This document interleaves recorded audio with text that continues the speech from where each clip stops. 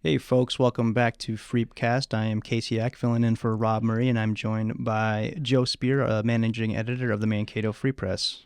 Yeah, Casey. Good morning. Good morning, everybody. Big news kind of over the weekend for Free Press, concerns the Free Press. We were awarded a very special and prestigious award by the Minnesota chapter of the National Alliance on Mental Illness for our reporting on mental illness and our advocacy through our editorial page on advocating for some of these issues. And it was a really prestigious award. All media organizations across the state can be in competition for this, and they chose us. And I think one of the things we like to talk about, we do a lot of reporting on this, on the mental illness, and I think it's a really special award because we win a lot of awards from journalism organizations, but not many from other organizations that are constituencies that have their people read what we do and affected by what we do. So that is what's really cool about this. And I'm just going to read from NAMI's press release because they're pretty specific about some of the things we do. So they say this award recognizes an individual or organization that has been instrumental in reducing the stigma associated with mental illnesses, reporting on the needs of people with mental illnesses, or effectively portraying the stories of people with mental illnesses and their families. And of course, our big series is going to be about 2 years ago now, really portrayed the mental health system and some of the individuals going through it. And I know we interviewed one young man who had a waiting list, and we interviewed providers about why there is a waiting list. A number of things that were really important and specific. NAMI goes on to say their reporting has brought attention to critical subjects from NAMI Minnesota's listening tour stop in Mankato and panels on youth mental health in the rural Minnesota to examining the role of cell phones in mental health. Mankato Free Press has addressed challenging topics such as red flag laws to reduce suicide rates. Red flag laws are one of the things we mentioned in our editorials advocating for them, and they finally got that passed a couple years ago. They go on to say, this is Sue Abder Holden. She's the executive director of NAMI. She says, Mankato Free Press does not shy away from controversial subjects. They write with compassion and depict mental illnesses in a respectful and dignified way. They are deeply attuned to the issues impacting Minnesota's mental health, and we greatly appreciate their work to raise awareness and shift attitudes over these many years. You know, we got the award at their convention. It's an all-day thing, and there's like 300 or 400 people, mostly providers, who are there learning about how to work with people with mental illness. And it's really a kind of an astounding thing when you see all these people in the room who are really working in Minnesota to provide mental health services. Here's what they say about our editorial board, which, as you know, is the opinion page. This is something we get together and we take a stand on something and we write about it and urge action. So they say the Mankato Free Press editorial board has used its platform to provide crucial information to the community, from explaining mental health parity laws and how to file complaints under them, to highlighting new mental health resources for students and raising awareness about the 988 Suicide and Crisis Lifeline. Through these efforts, the Mankato Free Press has become a trusted source of information. So that's what we really are shooting for, be a trusted source of information. And some of those quotes touch on some of this, but are there any stories specifically that stick out to you that come to mind when you reflect on some of those quotes? Well, I think the major series we did, Brian Arla and Trey Muse, who works for the Star Tribune now, did a two-part big series on just trying to explain the mental health system and why it really wasn't working that well. And we got a lot. What we did is our goal was to try to educate people about that system and really raise awareness, because if you don't deal with mental health, it's kind of out of sight, out of mind. You don't know how it works. So we actually took a survey before we did that story and asked a number of people, just to our readers, how much do you know about mental health? And we recorded the results. Then after we did the two-part series, we sent the survey to them again to show their understanding had grown quite a bit. And so that's one of our goals all the time, is to increase understanding. I think it was just really some of the stories and listening to the sincere in that big story had real people in it that were dealing with mental health issues. They were just very sincere people trying to work on their mental health. And of course, we know mental illness is not really curable. It's treatable. But you're always going to live with it unless they come up with some miracle cure about brain chemicals. But so that was really good. I think some of the stories we've done over the years, just talking to people about mental health, and then we talked to the providers about, okay, so there's a waiting list. Why is that? We found out some of it is insurance related. They had to call the insurance company for every little treatment to make sure it was covered. We really found out, and some of these things were, we believe, used by the legislature to look at, problems and fix things. And in fact, I want to mention Senator Rich Draheim, Madison Lake, Republican, was named by NAMI one of the legislators of the year. So he really has been working on some of these mental health issues at the legislature. So that's really cool to see, two organizations, people from the Mankato area being recognized in this way. And how do we go about finding the sources on these stories and entering their lives? Because it's such a personal topic that not everybody's willing to speak candidly about. So it might be good to demystify how we go from this idea to entering people's living rooms and watching their lives sometimes.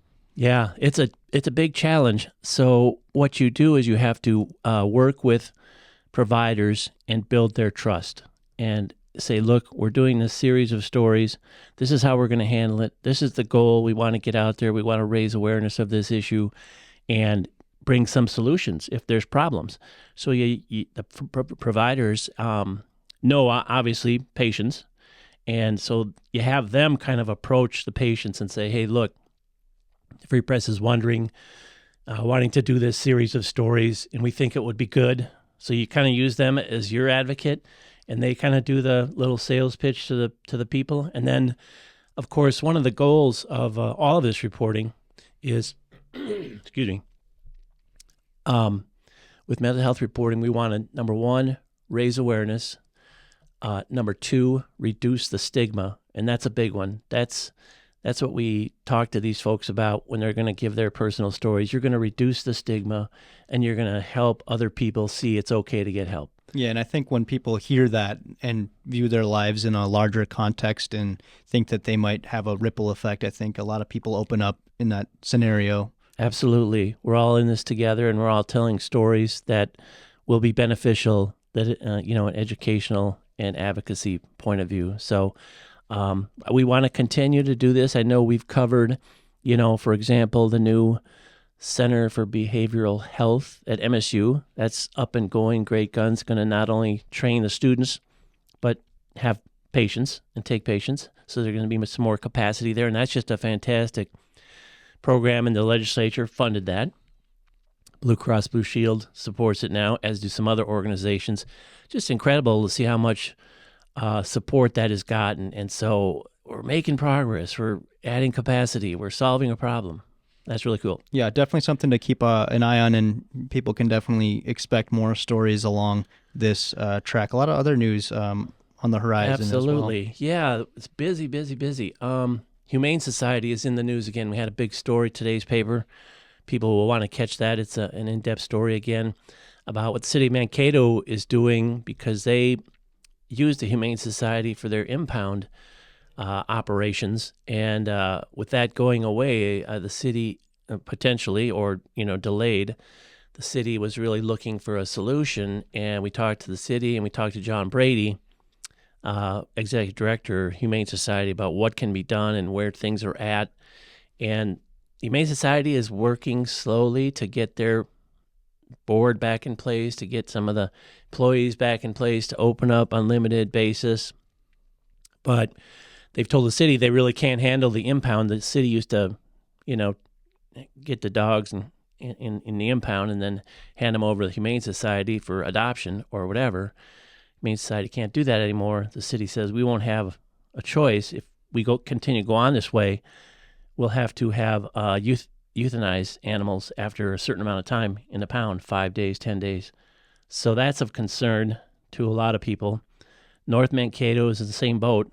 They're hoping to work with Mankato in some way to handle their stray dogs. So right now, I think we want to be checking in and continuing to work with Humane Society about getting their house in order. And I know it sounds like they're working with the Mankato Area Foundation now to help them organize their board and set up some kind of bylaws, procedures. Sounds like slow progress, but it's obviously concerning at the end of the year if the cities have to begin euthanizing animals. And we may have a robust, well, we certainly will have a robust follow-up as this story evolves, so people can definitely keep their eye out for that coverage. Bunch of other headlines we got here. Only have about 8 minutes left in our time slot here, but what else can we talk about? Big expansion of one of Mankato's manufacturing companies, MTU, previously kind of known as Cato Light. They make generators. They're expanding their Mankato facility from 100,000 square feet to 400,000 square feet. I mean, almost tripling the size of it, right? More than that. And they make generators, and they have government defense contracts. Some of their work ends up on Navy ships, but just an incredibly big expansion. And a reporting by Mark Fisher notes it would most likely be the largest manufacturing facility in the Mankato area. Now, Walmart distribution is bigger, but it's not a manufacturing facility.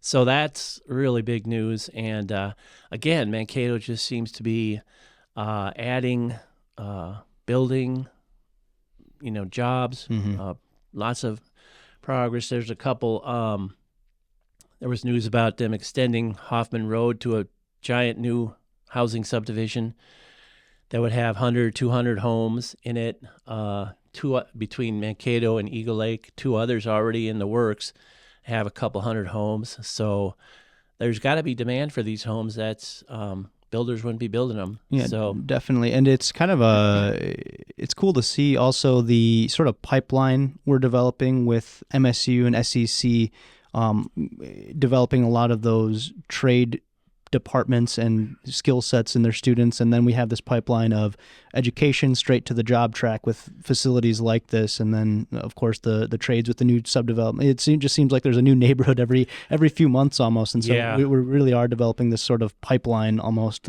from student to employee. Yeah, Mankato is set up nicely that way to have all the talent, the amenities in one place, and there's a lot of good partnerships you hear about with the universities and the schools. In fact, GMG at their awards this last week recognized people who are doing partnerships with MSU. I think Ide Bailey does one, training accounting students, getting accounting students to stay here. And so that's great to see. Yeah. We should mention the GMG awards last week. The big winners were Webb Construction for Hall of Fame. And then Bolton and Mink got the Legacy Award, which means you've won the Hall of Fame before, but you continue to have success, continue to grow your business, continue to contribute to community. So that's cool. And some projects that are, in the works, like the Silos Apartments, got the Design Award, really cool. Completion of the Mankato Hospital got the Expansion Award. And the Sculptor Awards are always kind of fun, too. I think if I'm going to get this right, the People's Choice was the Bird of Prey down on South 2nd Street here. We know that one. And then the Jurors Award was the Exciting News sculpture that's right across from the Free Press here at the post office. Humpty Dumpty right on the wall, and he's got a letter that says the egg came first. The chicken versus the egg. So fun stuff. But Tim Crone had an interesting story about the sale of the big truck stop out on Highway 14, the 1020. It was started by the Freibergs 3 years ago, and now they've sold it to, I think it's called TA. It's a chain of truck stops across the country for $10 million. And it had a restaurant that people were really liked for breakfast. But interesting, I thought in that story was the Freibergs said the interest rates is what forced them to sell. Apparently their commercial interest rates turn over every 3 years, and the interest rate just became higher. So I'm not sure how that happens when the Fed is lowering interest rates, but interesting nonetheless. Yeah, just a few minutes left. A couple other headlines to bump through. Cool story about a letter from a grade schooler who convinced the local McDonald's to add a play place. And we did a nice story on that. The letter was just, a lot more kids would come to your McDonald's if you had a play place. The St. Peter one has one, and everybody goes there.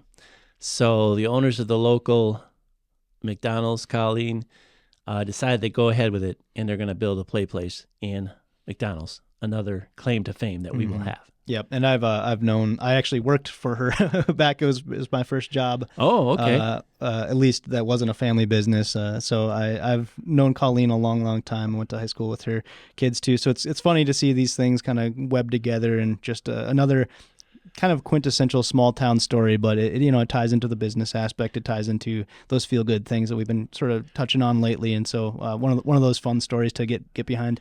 Yeah, and I think it probably had high readership. Everyone's going to want to know about what's up with the play place. I'm sure we'll get questions about it as it comes into existence. A couple other quick stories. Kind of a little controversial story about possible arson at the mosque on Broad Street.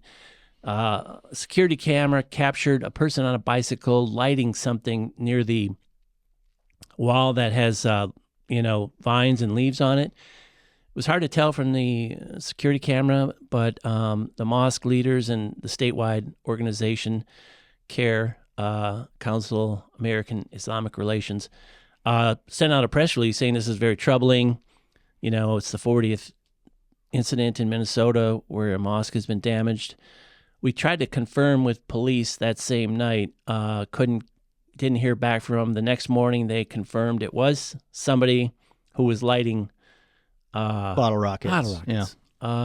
Seems weird that they would just pick a random place to light bottle rockets. And now there's a story today, I think, in the Strib saying the Islamic Center differs with the police conclusion of that. So who knows? Yeah. The tensions are high, and I think that's one of those stories that just goes to show it's kind of a litmus test for how the climate kind of is. Yeah. I mean, whether it was arson or attempted arson or not, I think it still goes to show, where people's heads are, at least. Yeah, the people from the Islamic Center said it looks like 2016 all over again, because they knew there were more attacks on Muslims after that election, and now we're back to the same place. So something for us to watch, and we certainly do want to know if you or someone has been endured a racist attack or any kind of other attack, and we keep following that. Yeah, and to that end, we do have a political polarization talk coming up. Absolutely. Next Tuesday at the Free Press, 6 p.m., Kristen Kavankara from MSU will talk about political polarization and how to be a braver angel. She's given this talk before. She's part of this volunteer group that started in 2016 called Braver Angels, to just reduce political polarization and help people talk with each other, even though they have strong different points of view. So that'll be our second event like that. We invite people to come join us. And yeah, one other thing, just wrapping up, I guess, with Maverick hockey. Got to keep following them. A win and a tie with St. Thomas last weekend. St. Thomas was picked to be the top team in the CCHA. So the Mavericks are doing well. I think they're ranked 16th nationally, and no other CCHA team is in the top 20. So doing well there. But with that, we can start to wrap it up here. And want to just remind people, you can subscribe and support our great journalism by getting a subscription on our website. Just go to the subscription tag at the top, link at the top. You can email reader service at mankatofreepress.com, or you can call us 625-3764. We are also seeking a sponsor for this podcast, so you can call our advertising department, 344-6364 on that. And you can also order photo reprints either off our website or by calling SPX Sports, 345-7196. Until then, we'll see you next time. Yep. Thanks for listening. And thanks so much, everybody. Bye.